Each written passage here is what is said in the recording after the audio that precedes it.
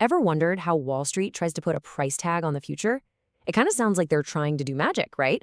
But believe it or not, there's a real method to the madness. And today, we're going to pull back the curtain and demystify how the market calculates what a stock index should be worth down the road. I mean, that's the multi-trillion-dollar question. Let's say you have a choice. You could buy the entire S&P 500 today, or you could buy a contract that promises to deliver it to you in 3 months. How in the world do you know which one is the better deal? Well, that is exactly the problem that this concept of fair value is designed to solve. So what is this thing, fair value? Okay, think of it this way. It's not the price you see blinking on a trading screen. It's more like a theoretical should-be price. It's the blueprint, the ideal price based on a specific set of variables before the messy reality of the market kicks in. Okay, so for the official definition, fair value is the theoretical calculation of what a futures contract on a stock index ought to be priced at. The key word there is calculation. It's not just a hunch or a guess, it's a specific formula that takes a few really key things into account. At its very core, what it really boils down to is a simple comparison.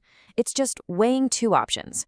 What would it cost you to own all the stocks in an index, like the S&P 500, right this second, versus just buying a contract that gives you the right to them later on?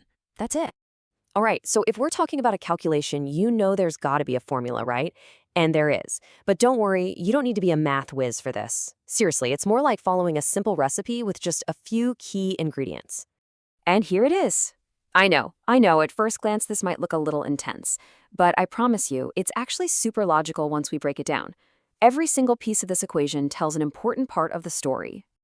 So let's look at those ingredients one by one. First up, you start with the cash value. That's just the current price of the S&P 500 index. Simple enough. Next, you have to add what we'll call the cost of waiting. Think about it. If your money wasn't tied up in stocks, it could be earning interest, right? So we add that in. But then, you have to subtract the perks you're missing out on by not actually owning the stocks today. And the biggest perk, of course, is dividends. And voila, what you're left with, that's the fair value. That's your theoretical should-be price for that futures contract. Okay, and this is so important. This calculated should-be price, it's just a starting point. It's the theory. But the real world, with all its frantic buyers and sellers, well, it has other plans. This brings us to this constant tug-of-war between the theoretical price and the actual price you see on the market. And this chart really spells it out, doesn't it? Fair value is calculated. It's theoretical. It's based on that formula we just looked at. The futures price, on the other hand, is totally market-driven. It's what people are actually willing to pay, right now, in real time. It's all about supply and demand. One is what the math says it should be. The other is what the market says it is. So you're probably asking, well, why is there a gap in the first place? A big part of it is just plain logistics.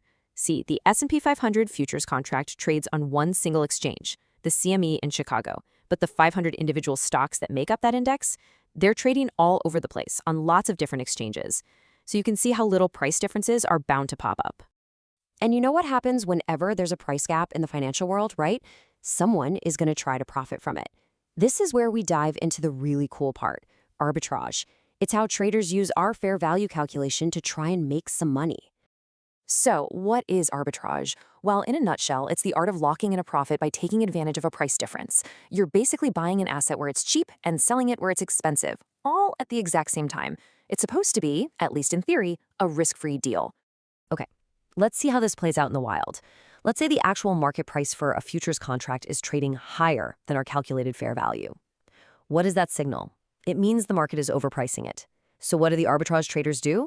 They jump in, sell that overpriced futures contract, and at the very same moment, they buy up the underlying stocks. Boom. They aim to lock in that price difference. And of course, it works the other way around too. If the futures price is trading below the fair value, it's basically on sale. It's a bargain. So traders will swoop in, buy that cheap futures contract, and then sell the underlying stocks. And what's really cool is that these very actions, all this buying and selling, actually help push the market price back towards the fair value. They help correct the imbalance. Okay, so we've gone through the theory, the formula, and the real-world action. But let's bring it all home. What are the crucial things you really need to remember? Why does this theoretical number even matter in the first place? All right, here's your fair value toolkit, the must-knows. First, it's a really useful indicator of what the market is thinking, especially in the morning before the stock market even officially opens. Second, remember, it's not some magic number, it's a formula based on four things: the index price, dividends, time, and interest rates. Third, that gap we talked about between fair value and the real price, that's the flashing light that signals arbitrage opportunities. And finally, a super important detail: this whole calculation really only applies to the contract that expires soonest, what traders call the front month contract. So, as we've seen, fair value is way more than just a number on a spreadsheet. It's a pretty powerful lens. It helps us see market expectations, it shows us where the imbalances are, and that kind of leaves us with a much bigger question, doesn't it? If this one calculation can tell us so much about what the market is feeling, what else are the markets trying to tell us every single day?